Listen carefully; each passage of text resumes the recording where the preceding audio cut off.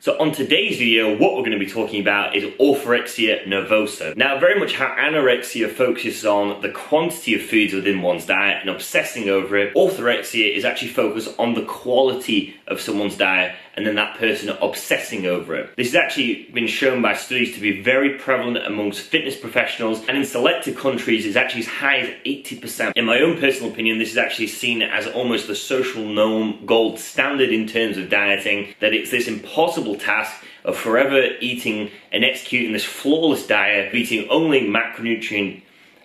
ever eating micronutrient dense foods and wholesome foods all times under all circumstances, never really allowing yourself to enjoy more junk meals or indulgence meals, even in moderation once in a blue moon. The problem with this, it creates a kind of dysfunctional dichotomy of looking at foods as either good or bad, right or wrong, acceptable, forbidden. And when you're on that kind of tightrope of looking at foods in that way, of looking at foods in that very black and white frame of mind, you end up setting up yourself for failure. When you're very orthorexic in nature, which most of the people within the fitness industry, in my opinion, are, you end up creating this kind of tightrope effect of that when you're actually on purpose, you have this kind of raised self-esteem, and the moment you veer off your program even slightly, you have this tsunami of toxic emotions. So for example, if you do view foods as junk food is bad and then healthy food is good, you're eating healthily, yeah, your self-esteem is raised. There's something in the addiction community which is called abstinence violation effect, that when you actually have this extremity vision of executing a flawless diet of only wholesome foods for the rest of your life,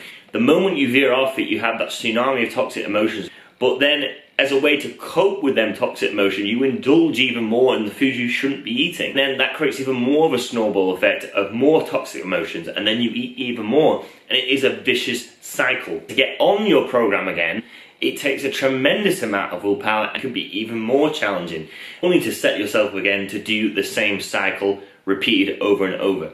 In my opinion, this is just a very counterproductive way to actually diet and get in shape and be healthy, and I would actually argue that eating that restricted and that perfectionistically is not healthy, regardless if it is mainly wholesome foods you're eating. Orthorexics have this almost obsession with purity and actually basing their diet with their identity. I actually suggest what I call anti-dieting, whereas that you eat majority whole foods, micronutrient dense foods, and eat junk food in moderation, but fit it in within your macronutrient targets for the day. Making sure to drink enough water, to get your workouts in, weight training and cardio, and getting enough fiber as well. I usually recommend 14 grams per 1,000 calories. So really, orthorexia in of itself, just from mentioning it very, very briefly on this video, is almost when healthy eating turns against you. You have to be very careful of this. A lot of people set themselves up for a vast number of mental health problems and very socially disturbing ways of eating in public places.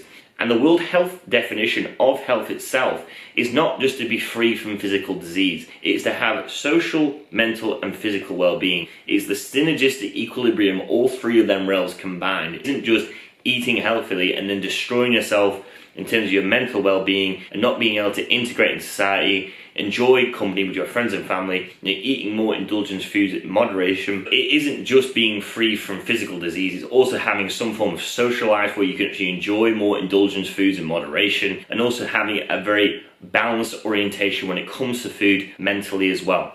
So I hope you guys have enjoyed that video. Any questions, comment below. If you haven't already, please subscribe and have a good day.